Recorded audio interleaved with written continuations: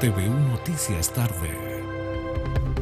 Jueves 8 de agosto y ya estamos comenzando una nueva edición de TVU Noticias Tarde. Sean todos y todas muy bienvenidos con imágenes en vivo y en directo de lo que está ocurriendo en el Gran Concepción. Nos gustaría ahondar en diferentes áreas, entre ellas aún analizando la situación de Huachipato. Sabemos que autoridades se reunieron con algunos representantes del mundo sindical durante la mañana en el gobierno regional para tratar de dilucidar cuál es el posible rumbo que se puede desprender de la empresa. Hay distintas aristas presentes que vamos a estar analizando el día de hoy. Mientras tanto, nos gustaría pasar a nuestra encuesta para que pueda opinar con nosotros y también estar atentos a la actualidad de la región del Biobío. Resultó afectado por cortes de luz en el temporal y ahí ya se está desprendiendo algunos resultados. Un 57,5% indica que sí, mientras que un 42,5% dice que no. ¿Y esto por qué lo consultamos? Porque aún se está tratando de dilucidar cuántas personas aún están sin su correspondiente energía eléctrica. Sabemos que en la región metropolitana también se experimentan problemas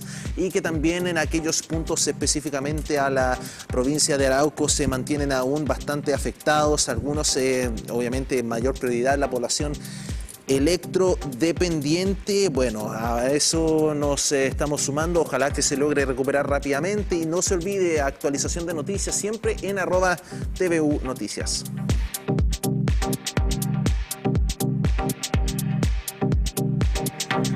Como dimos a conocer durante la jornada del día de ayer, muy temprano el directorio de Huachipato dio a conocer el destino de la empresa. A pesar de las salvaguardias que fueron aprobadas por parte de la comisión, se sesionó que finalmente no va a seguir el destino, no va a seguir operando Huachipato, va a ser un cierre paulatino. Entiéndase que las grandes producciones ya van a cesar, pero que el impacto económico va a ser de todas maneras devastador para la comunidad de no solamente Talcahuano, sino que también para la provincia de Concepción.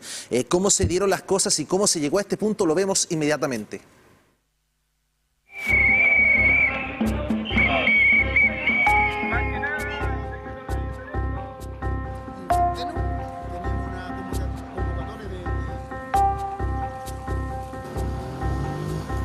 Lo que yo le puedo manifestar a esa familia es que, como señalé con anterioridad, para nosotros esta es una empresa estratégica para el país. Agregaría lo que dije antes, que valoramos mucho, por ejemplo, que sea una empresa que básicamente la totalidad de sus trabajadoras y trabajadores esté sindicalizado. Creemos que es muy importante el rol de los sindicatos en esa materia. Es una forma de entender lo productivo con mucho diálogo social, con puestos de trabajo de calidad.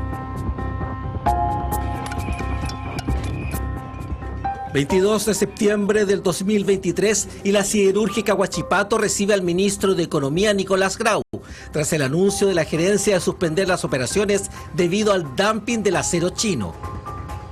Un ambiente de expectación en una cita que muchos pensaban era clave. Evidentemente uno está siempre evaluando, pero nosotros no trabajamos para poder cerrar la compañía, nosotros trabajamos ¿cierto? Día a día para poder viabilizar la operación y eso implica ¿cierto? Operar de forma rápida para poder corregir esta situación, esta distorsión y poder volver a competir en forma legal. No estamos cerrados ni nosotros ni el gobierno, ¿cierto? Como lo dijo el ministro, a explorar las oportunidades que tenemos para poder nuevamente corregir la distorsión. Pasaban los días, los meses, distintas visitas y resoluciones de la Comisión Antidistorsiones para llegar al 7 de agosto del 2024 y al interior de esta planta se daba la peor de las noticias. Con mucho pesar y tristeza nos vemos obligados a anunciar el cierre indefinido de nuestras operaciones siderúrgicas en Huachipato. No obstante la imposición de tasas antidumping por la Comisión Nacional Antidistorsiones, Huachipato se vio imposibilitado de traspasar dichas tasas a sus productos en el mercado nacional debido a comportamientos difusos de este mercado. Como compañía siderúrgica de Huachipato, queremos agradecer férreamente a todas las autoridades regionales, nacionales, a nuestros proveedores, a nuestros contratistas y fundamentalmente a nuestros trabajadores Luego, a través de un comunicado, el directorio de la compañía siderúrgica Huachipato informó la decisión de suspender indefinidamente las operaciones de la empresa. Hace pocos minutos hemos conocido la lamentable decisión de la empresa CAP Huachipato de anunciar nuevamente el cierre indefinido de sus operaciones en Huachipato. Creemos que esta es una decisión muy devastadora para la región del Biobío, a la cual le consta al país como gobierno hemos hecho un gran esfuerzo para poder revertirla. Como quedará claro en los próximos días, en los próximos minutos y próximos días, este es un problema que se debe principalmente a la incapacidad de Huachipato y de Mólico de ponerse de acuerdo respecto a un nivel de venta y un precio que era posible de lograr dadas las nuevas condiciones de mercado que generaron las sobretasas definidas por la Comisión Antidistorsión. Esperamos que esta decisión tomada por la empresa la reviertan.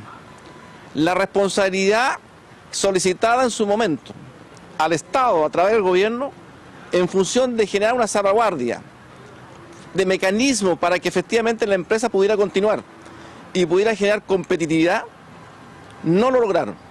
Y nos parece eso una irresponsabilidad. Aquí se ha actuado con desidia.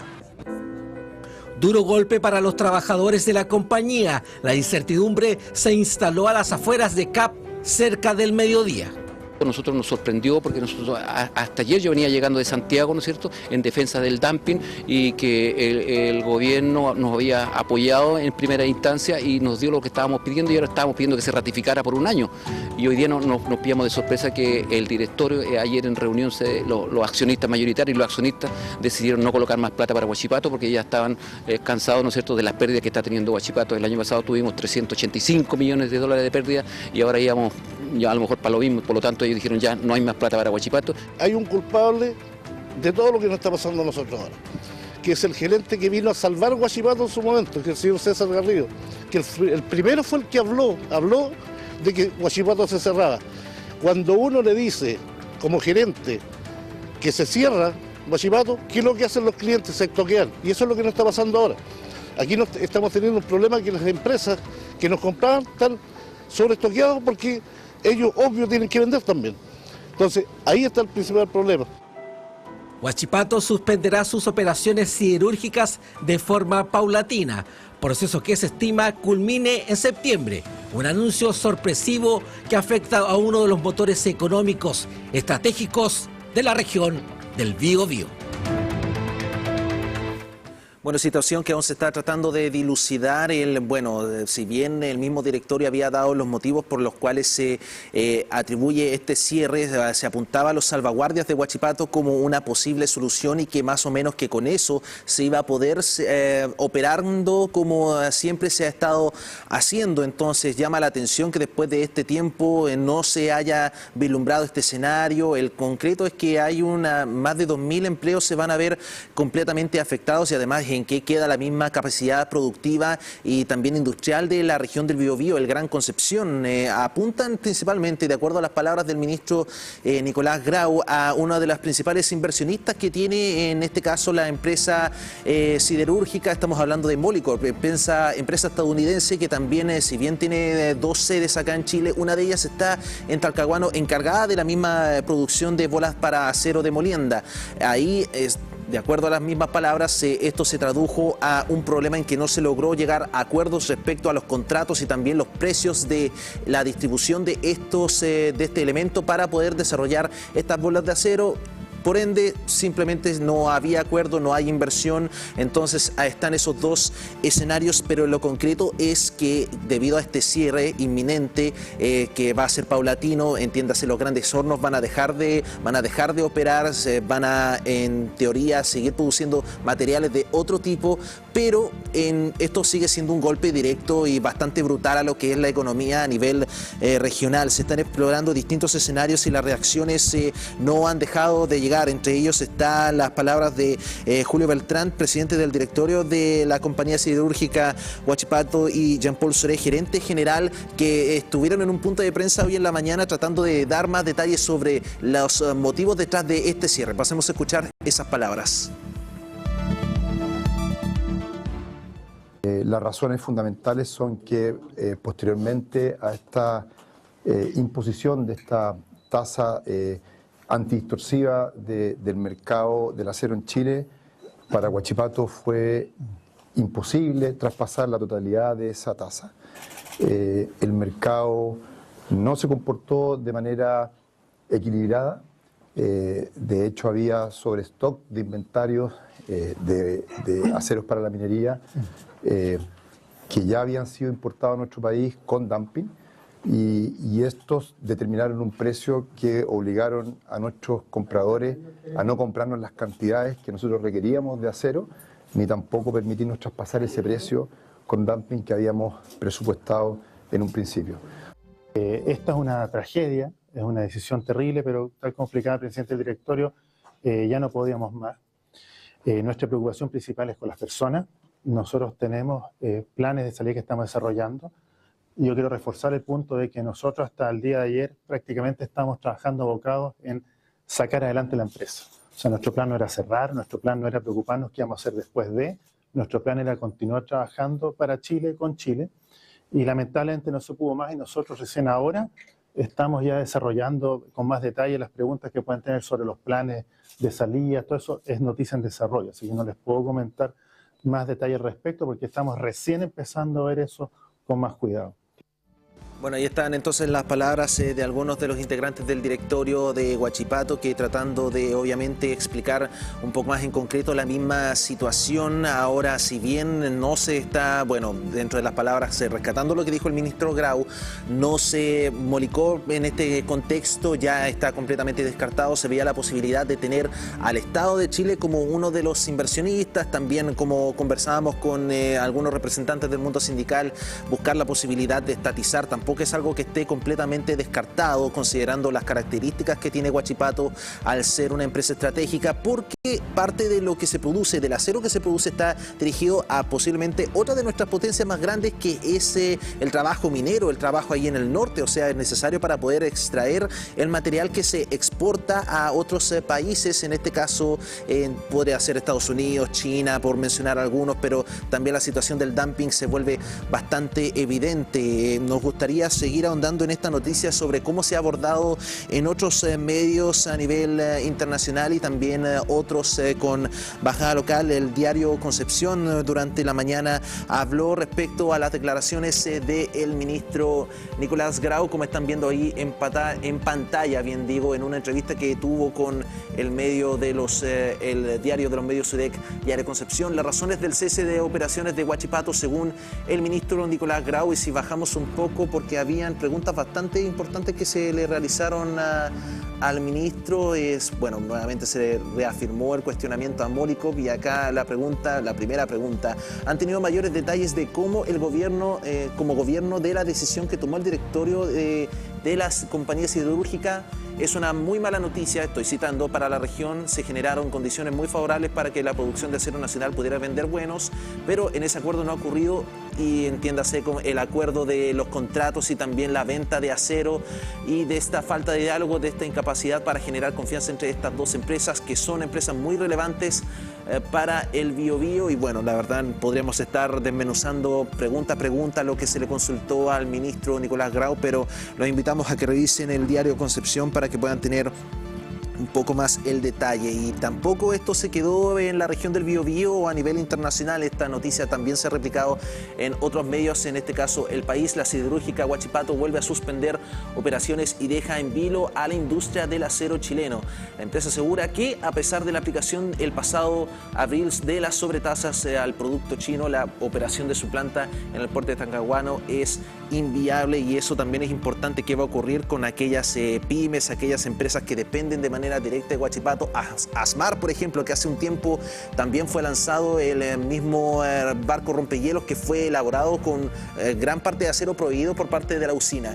En fin, el diario financiero: siderúrgica Huachipato suspende indefinidamente su operación por considerar insuficientes sobretasas a importaciones chinas. Se solicitaba un arancel del 25% a las importaciones de barras y bolas de molienda, mientras que la Comisión Antidistorsiones recomendó la aplicación de sobretasas promedio a 3 compañías chinas del 15,3%, pero como ya todos sabemos, esto ya no va a ser el caso. Ya quedó en evidencia que el directorio de Huachipato falló en que el contexto actual, complementado con la situación crítica de la empresa y también que no se pudo traducir eso a los precios, estas sobretasas a precios, se va a optar por el cese entiéndase, de la producción industrial a gran escala.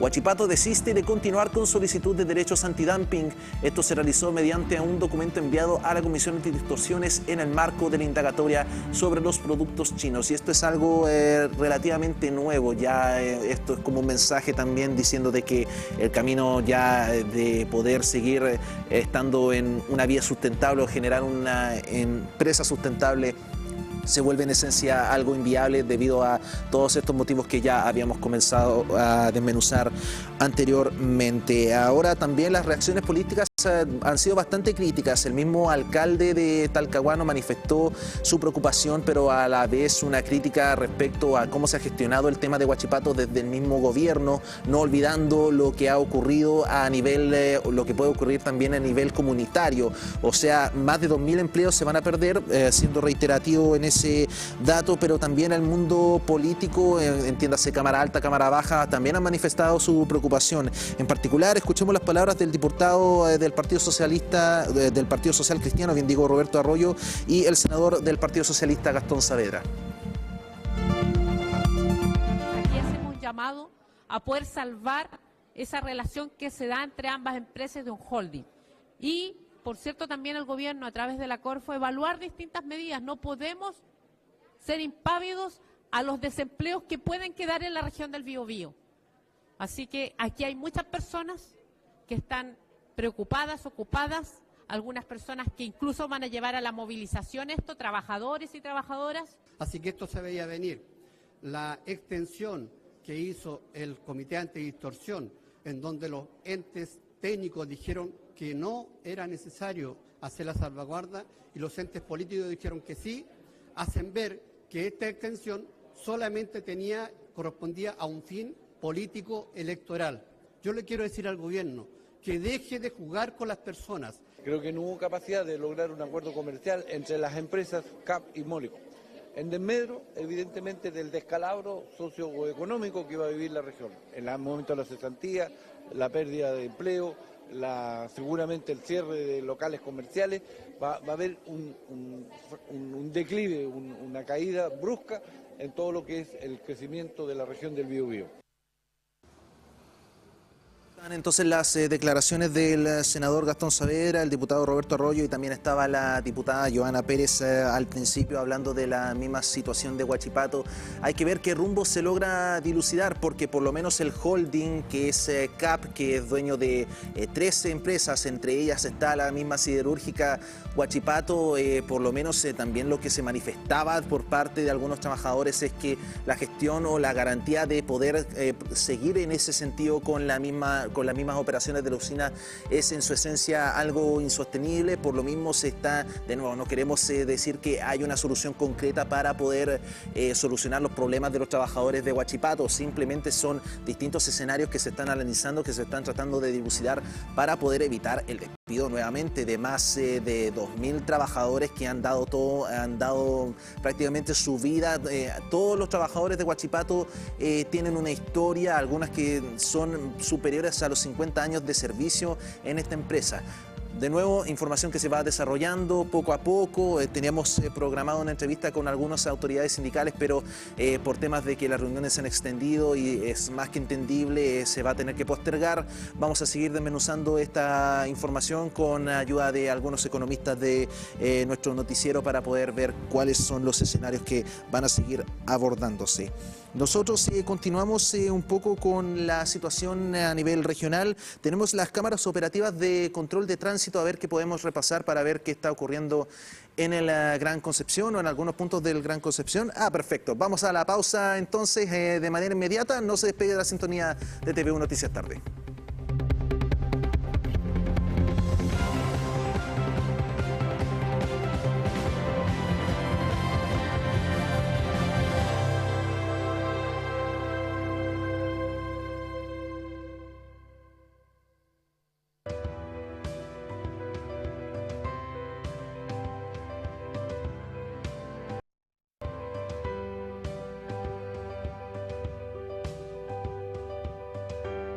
Hoy día estamos firmando 2 convenios sumamente vitales para la universidad porque tienen la importancia de que estamos reuniendo y articulando a la academia, a la sociedad civil y al sector público, no solo para la prevención de la violencia hacia las mujeres, sino que también para derivar y también hacer seguimiento y acompañamiento a aquellas mujeres que hayan sido víctimas de violencia de género.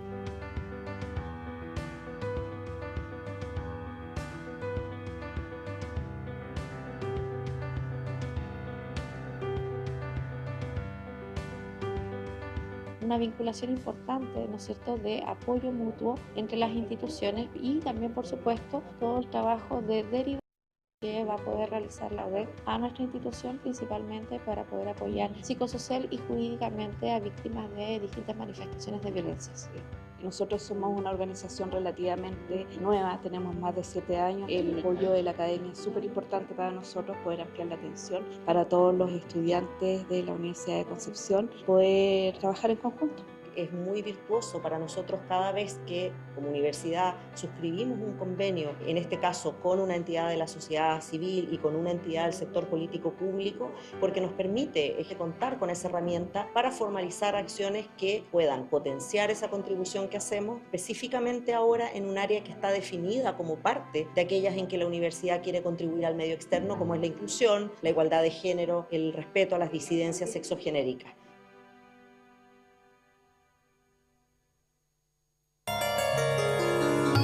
Si tu mundo es cada vez más rígido y con amarras que te dejan inmóvil, cámbiate a un mundo flexible. Elige solo lo que necesitas sin amarrarte a nada. Un mundo de flexibilidad para que pagues por un plan solo pensado en ti. Cámbiate a Mundo hoy, la fibra más rápida, estable y premiada de Latinoamérica. Calidad y tecnología al alcance de todos.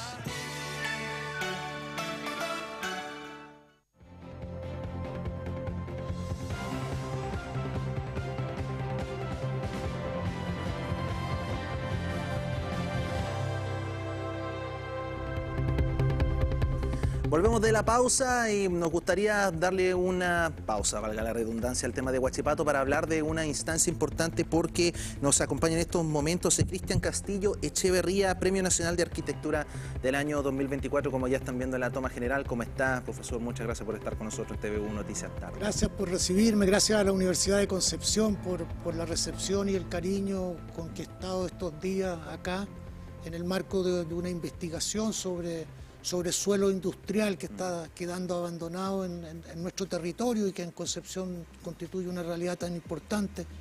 Una invitación de los profesores Rock y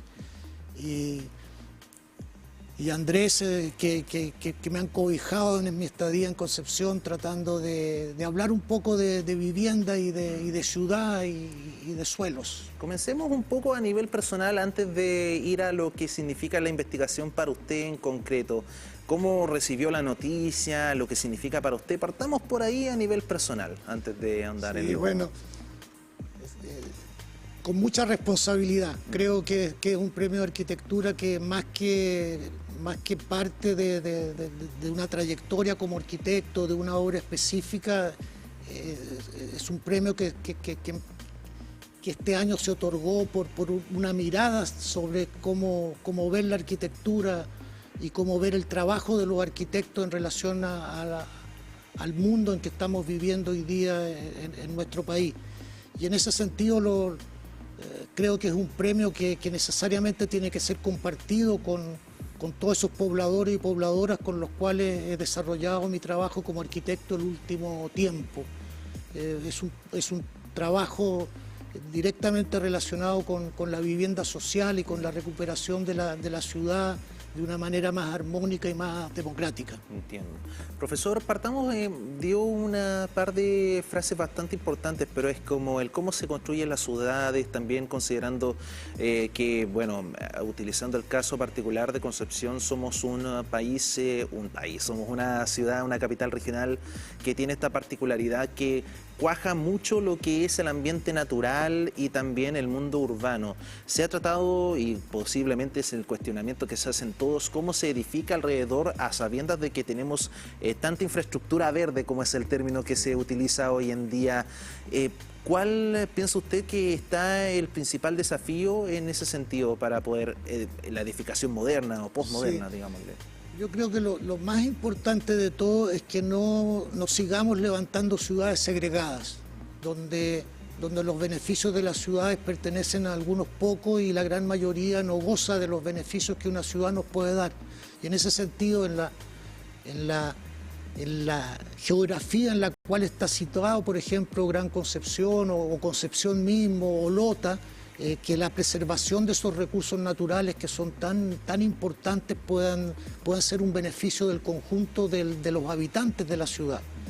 La tendencia a la segregación, a la existencia de barrios que conviven en sí mismos y se relacionan poco los unos con los otros, a que sectores de la ciudad tengan mejores servicios que otros, es lo principal de lo que tenemos que enfrentar hoy día y tratar de que ese proceso se revierta y los habitantes de una ciudad vuelvan a habitar en conjunto, a construir elementos comunitarios que les permita sentirse a todos parte de la ciudad y recibir sus beneficios y asumir las responsabilidades que le corresponde como tales. Y en la práctica, ¿cómo se traduce eso? Entretengamos la idea, ¿cómo se haría esto? Edificamos un poquito, digámosle, ¿cómo se haría eso de generar instancias donde haya como puntos de reunión, aprovechando también los entornos o las particularidades que tiene, en este caso, nuestra comuna? Yo creo que lo fundamental es que volvamos a revivir los planos de desarrollo de las ciudades que permitían definir el uso del suelo de la ciudad de manera que pudiera ser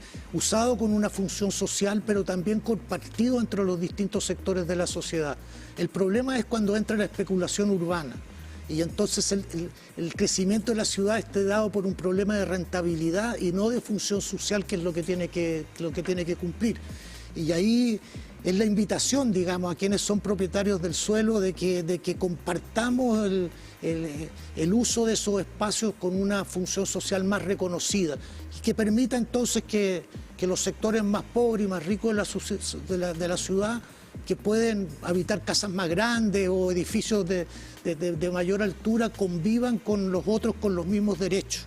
¿De qué manera podemos construir una ciudad donde los barrios haya siempre plazas, donde haya centros culturales, donde haya atención de salud, donde las escuelas estén cercanas a las viviendas y no obligue a muchos habitantes de la ciudad a trasladarse grandes distancias para sus centros de trabajo, sus centros de estudio, lo que hace que empiece a generarse una diferencia entre quienes más tienen y menos tienen. Descentralizar quizá también algunos servicios entre en el escenario también. Por supuesto, o sea, yo creo que ahí la mirada de lo que va a ser la ciudad en el futuro es fundamental. Creo que investigaciones como esta en las que hemos estado trabajando, del uso de los suelos que deja el desarrollo industrial, junto con los profesores Roque y Torres, precisamente persiguen ese tipo de objetivos.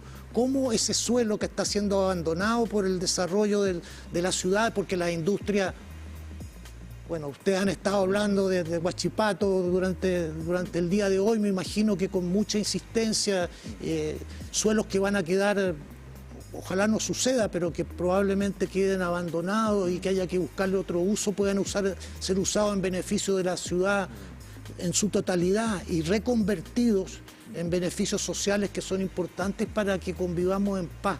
Yo creo que tenemos que tratar de llegar en nuestro país a un acuerdo social que nos permita vivir los unos con los otros sin que nos consideremos enemigos. Profesor, hablar sobre, bueno, esto es algo que también tuve la oportunidad de conversar con otros académicos, algo que me asombraba de Concepción en sí, era cómo estaba elaborado. ¿A qué me refiero esto? Porque en ocasiones, porque no es secreto de que en Concepción llueve mucho y que la ciudad se adaptó de tal manera, por ejemplo, la existencia de muchas galerías no es coincidencia, es porque es un mecanismo para tratar de evitar la intensidad de las lluvias, pero eso se pensó en su momento, pero ahora, y Voy a utilizar otro ejemplo. Ahora tenemos una presencia donde los sistemas frontales se están concentrando y en puntos donde está bastante urbanizado se está concentrando más el agua, espejos de agua que ya no existen porque fueron utilizados por X institución o X grupo, se han perdido y esto se traduce en afectación directa a las comunidades que habitan en ese perímetro. ¿Piensas que se ha olvidado derechamente ese concepto de pensar las ciudades alrededor de las comunidades y su sistema natural también? Sí, yo creo que hemos estado demasiados años bajo la mirada del crecimiento urbano producido por las grandes inmobiliarias, que por supuesto y con todo derecho buscan la mayor rentabilidad de su inversión. Yo no soy contrario a que los capitales tengan la rentabilidad, pero tenemos que tratar de que sea una rentabilidad que se comparta entre más habitantes de la ciudad.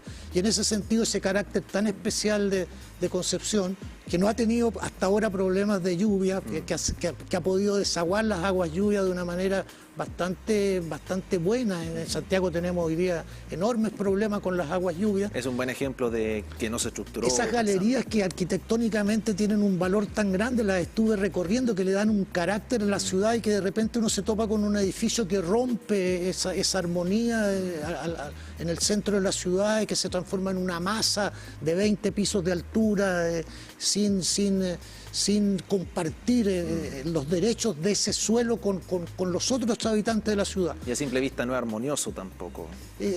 Yo creo que me lastima mucho ver cómo a las entradas de Concepción o como algunos sectores de Concepción surgen esos edificios en altura que uno sabe que son especulaciones inmobiliarias que no terminan sirviéndole al resto de los habitantes de la ciudad. Hay que buscar reducir los riesgos que significa el crecimiento urbano con planos reguladores y con planos de desarrollo que estemos obligados todos a cumplirlo.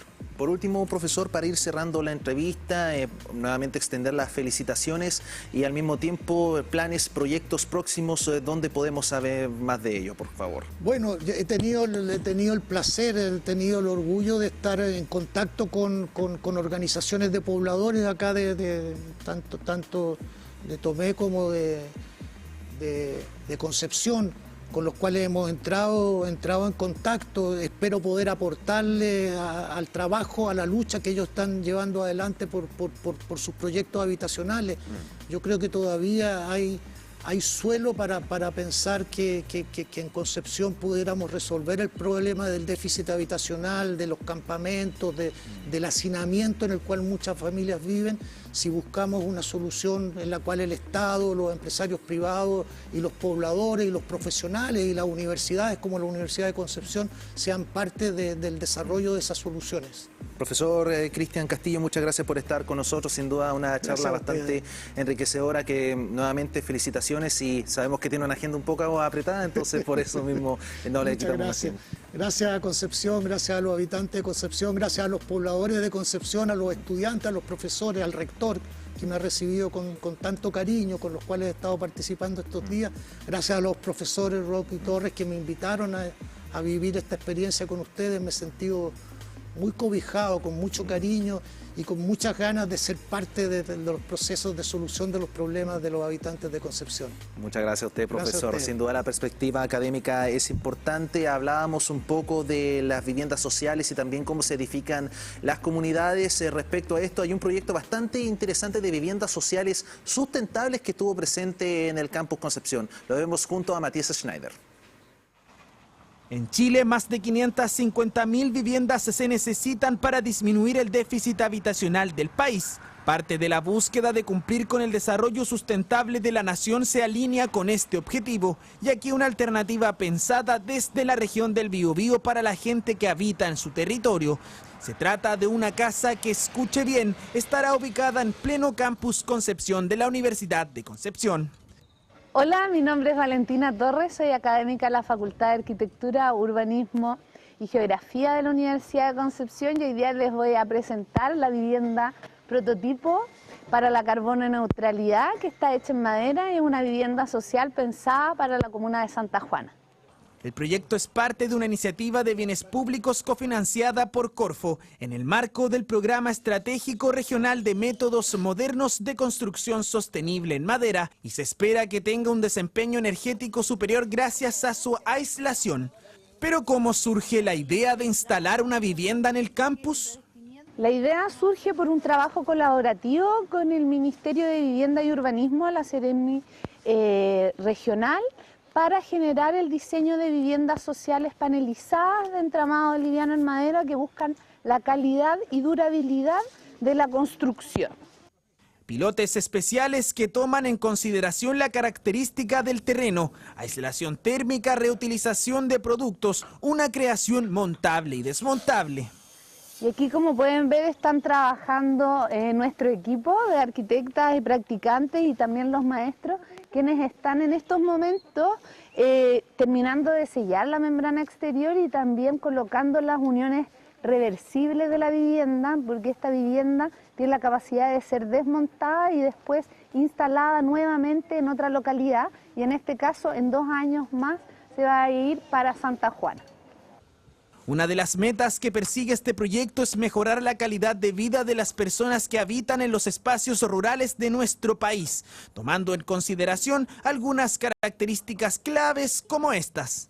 Esta vivienda, como les mencionaba, busca ser hermética desde el punto de vista de las infiltraciones de aire, por lo tanto se utilizan este tipo de membranas especiales y cintas también para lograr esa hermeticidad. Al igual utilizamos mayor masa ya en el piso con retazos de madera que nos van a hacer que la vivienda tenga un mejor desempeño higrotérmico y por lo tanto dé también un confort interior a sus habitantes superior. Y que también permitirá estudiar, analizar y generar conocimiento que será transferido de forma pública a la comunidad desde la Universidad de Concepción. Para efectivamente evaluar el confort interior de la vivienda, esta se va a monitorear durante 2 años midiendo la temperatura interior, la calidad del aire, también se va a evaluar el contenido de humedad de la madera al interior de los muros para efectivamente ver si lo que estábamos nosotros simulando teóricamente se da en la realidad y se logran los estándares que estamos buscando. Esta es la Casa Sustentable UDEC, que se alinea con los diversos proyectos que se están generando desde la universidad. Avanzar hacia culturas más sustentables depende de todos y todas.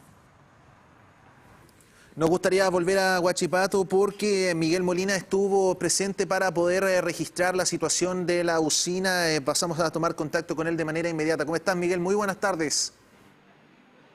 Hola, ¿qué tal? Buenas tardes. Ya se ha conocido nueva información respecto a la situación de la siderúrgica de Huachipato. ¿Qué es lo que iba a pasar con sus trabajadores? ¿Qué es lo que iba a pasar con la empresa? Era un poco lo que se tenía que buscar respuesta durante el día de hoy. Comenzamos adelantándoles que durante la mañana estuvimos en la siderúrgica de Huachipato, en lo que fue una reunión que sostuvieron los dirigentes sindicales junto a los ejecutivos de la empresa. Los invitamos primero que nada a pasar a escuchar estas primeras declaraciones a primera hora de la mañana. Lo más importante es preguntar cuándo va a detenerse el alto horno, cuándo se va a detener la planta de coque, cuánta materia prima tenemos para esto, y ya nos dijeron que a mitad de septiembre se estaría deteniendo el alto horno número 2. Por lo tanto, ya ahí habría una paralización más o menos importante en Huachipato, y después viene la planta de coque, que es en octubre, la primera semana de octubre más o menos. Así que esa información tenemos, pero nosotros estamos esperanzados porque le pedimos a la gerencia una reunión con los dueños de Huachipato en Santiago y va a la reunión. Así que nosotros vamos a ver la posibilidad de, si tantas veces nos ayudaron, ¿por qué no nos pueden ayudar una vez más? Luego de esas declaraciones, lo que continuaba dentro de la guía era la reunión junto a la delegación presidencial y otras autoridades en el centro de Concepción, específicamente pauteada a las 11 de la mañana. Sin embargo, a raíz de la primera reunión durante las 9 de la mañana, se retrasó todo un poco, dándose específicamente esta reunión a las 12 más o menos de la tarde. Sin embargo, parte de los que formaron esta reunión, los presidentes sindicales, sindicato número 1 y número 2 de Huachipato, acompañados de la delegada presidencial y de la Seremi del Trabajo, lo que entregaron un poco los balances respecto y las alternativas que habían detallado durante la mañana también, que ahora se vieron reforzadas para lo que es el futuro de la empresa en el país específicamente. los invitamos entonces a recabar lo que fueron estas declaraciones, primero que nada de la delegación presidencial y segundo de los presidentes de los sindicatos de Huachipato. Que llegaron rápidamente acá a poder tener esta conversación. Lo primero que quiero recalcar es que como gobierno de Chile hemos estado desde un inicio de esta crisis en conjunto con los sindicatos y con la ciudadanía apoyando para llegar a un resultado que fuera un resultado mejor del que estamos viendo el día de hoy. Por eso decir que eso es algo que nosotros no vamos a cambiar. Vamos a seguir apoyando a los trabajadores y las trabajadoras de Huachipato en el camino que es el camino que sigue y hemos puesto a disposición a nuestra Seremi del Trabajo para que los acompañe en todo lo que sigue de aquí para adelante. En primera instancia, cuando se iba a cerrar Huachipato, el gobierno se puso a disposición nuestra. Se lo agradecemos de todo corazón el trabajo que hizo este gobierno, ¿cierto? A través del ministro de Economía, ¿cierto? Y a través de la delegada presidencial y de todo su gabinete. También en este instante también se han puesto a disposición de los trabajadores de Huachipato. Así que nos vamos fortalecidos, seguiremos trabajando, nuestra idea es revertir la situación, pero las señales que entrega la empresa y hoy día el retirar, ¿cierto?, el 24.9%, nuevamente nos vuelve a pegar una puñalada, ¿cierto?, muy fuerte a todos los trabajadores de Huachipato.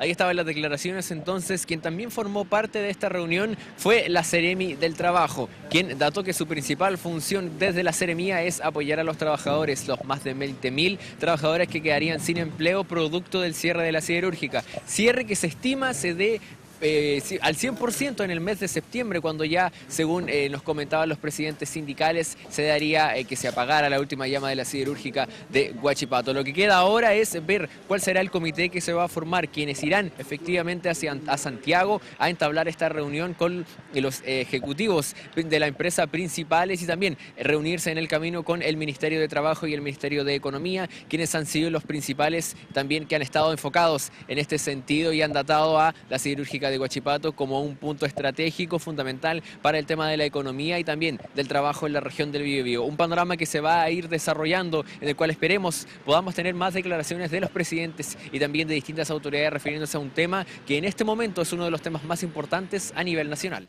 Muy bien, Miguel, para seguir ahondando en esta materia, ya me acompaña en estos momentos en estudio el docente del Departamento de Economía de la Universidad de Concepción, Víctor Hernández. Muchas gracias, profesor, por estar con nosotros en esta oportunidad. Muchas gracias por la invitación. Bueno, se ha hablado mucho de las posibles repercusiones económicas que puede haber, no solamente para lo que es el desarrollo industrial en nuestro país, región del Biobío, sino también del impacto para aquellas terceras compañías que trabajan a través de Huachipato o que también solicitan material para poder trabajar. ¿Qué se logra desprender de esta situación, profesor? Bueno, indudablemente esta es una situación extremadamente compleja porque lamentablemente ya está traspasando, digamos, el área en que inicialmente se comienza con dos protagonistas que era la empresa y las autoridades de gobierno y evidentemente los trabajadores. Y esto ya comienza, digamos, a tomar otros ribetes, lamentablemente. Y eso, yo diría, responde un poquito a dos errores voluntarios que se cometen por ambas partes, digamos, por las partes protagonistas. Por un lado la empresa, por otro lado la autoridad. ¿Y por qué digo errores voluntarios? ¿Autoridades del gobierno en este? Gobierno, me estoy refiriendo al gobierno. ¿Y por qué errores voluntarios? Primero porque la empresa, ¿no es cierto?, cuando llega a un acuerdo, dice, bueno, se compromete, la autoridad hizo mucho esfuerzo para lograr esto, finalmente la sobretasa, y aparentemente con eso se conforman las dos partes. ¿Y qué ocurre en el devenir, digamos, desde marzo a la fecha? Lamentablemente ahí se empieza a notar un problema. Y el problema pasa porque nadie le hace un seguimiento. Y esta era una situación que constituía una suerte, digamos, de muerte anunciada. ¿Por qué? Porque lamentablemente no se entendió bien, o por lo menos no quisieron a lo mejor entenderlo, que esta era una solución transitoria, ¿no? Porque de aquí a septiembre la idea era ya arbitrar las medidas ya definitivas para sí o para no.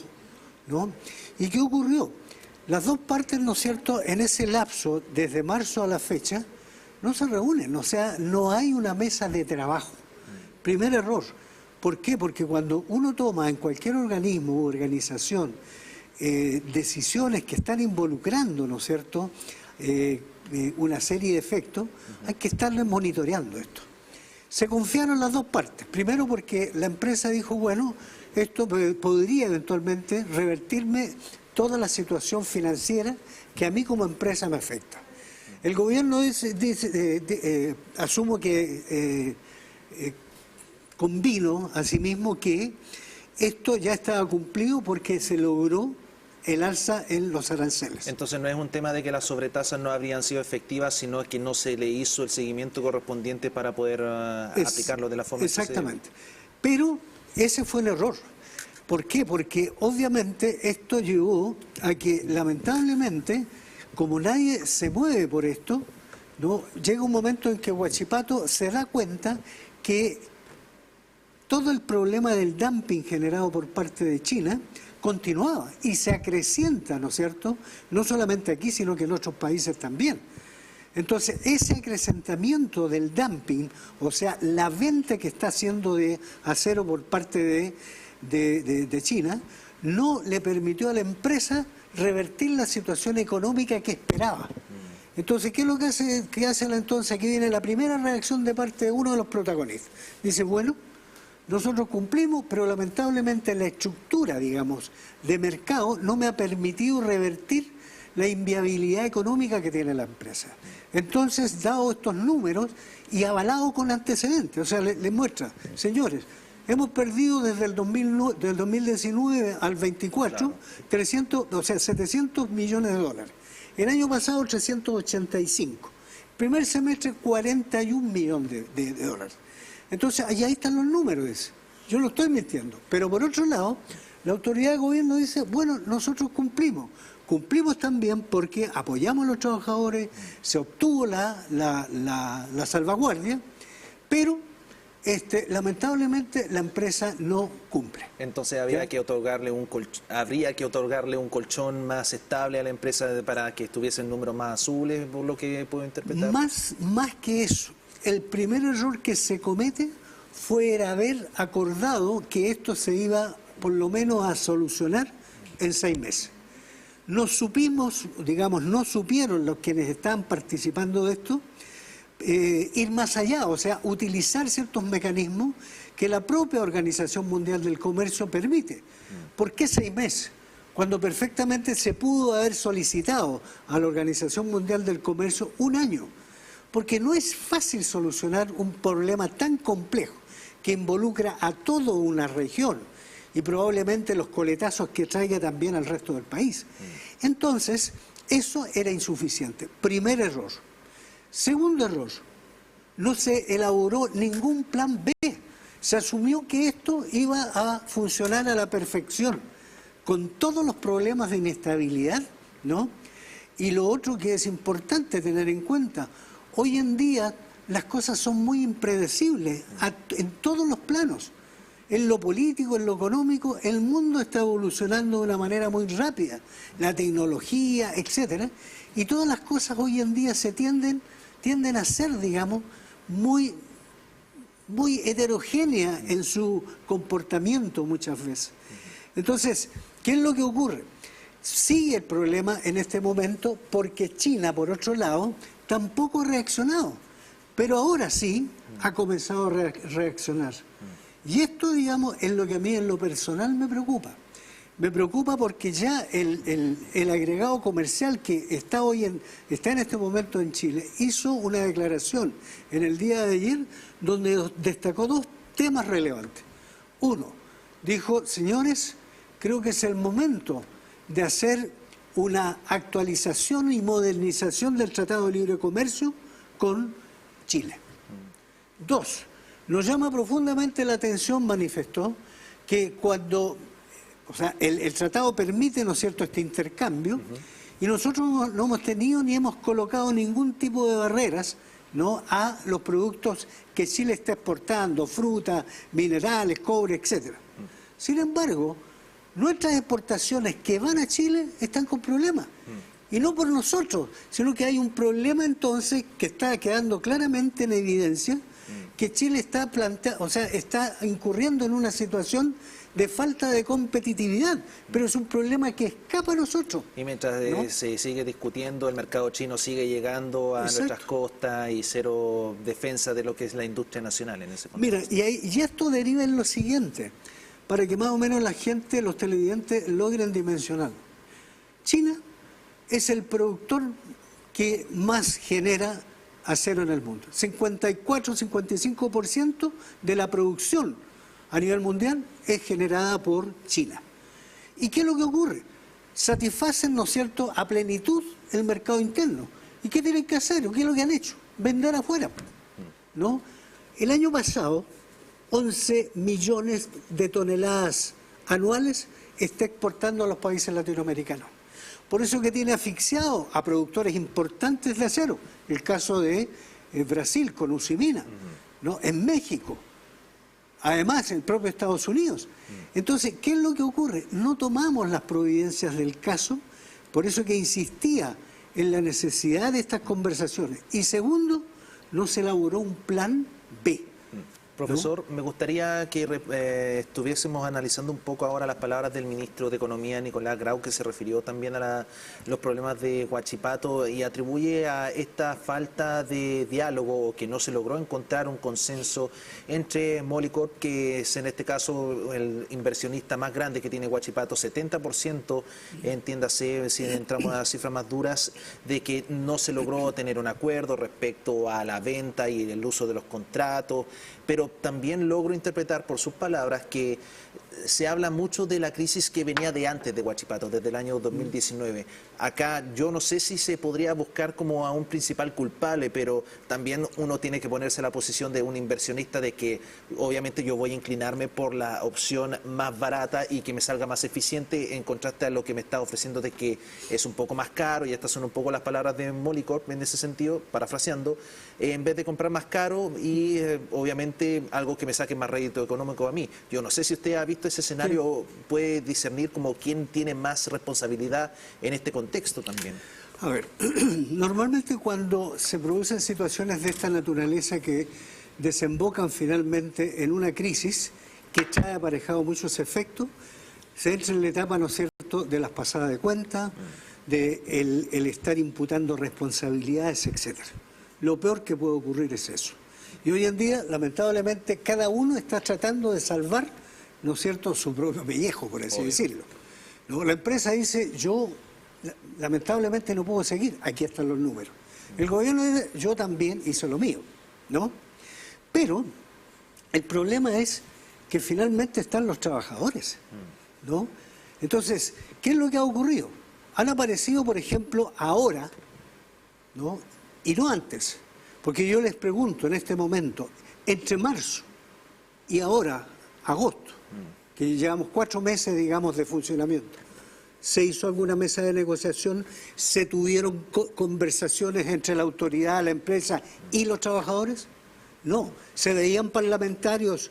No. ¿Se veían parlamentarios fomentando, propiciando mesas de conversación? No, se aprobaron los salvaguardias, ¿no?, y se olvidaron todos de... Por eso que digo, entonces, ahora todo el mundo, transversalmente la clase política, ha salido a enarbolar bandera, ¿no? Y tirando para un lado, tirando para otro, y esa no es hoy en día la etapa, digamos, la etapa que se está viendo, no corresponde, digamos. Lo hecho está, lamentablemente.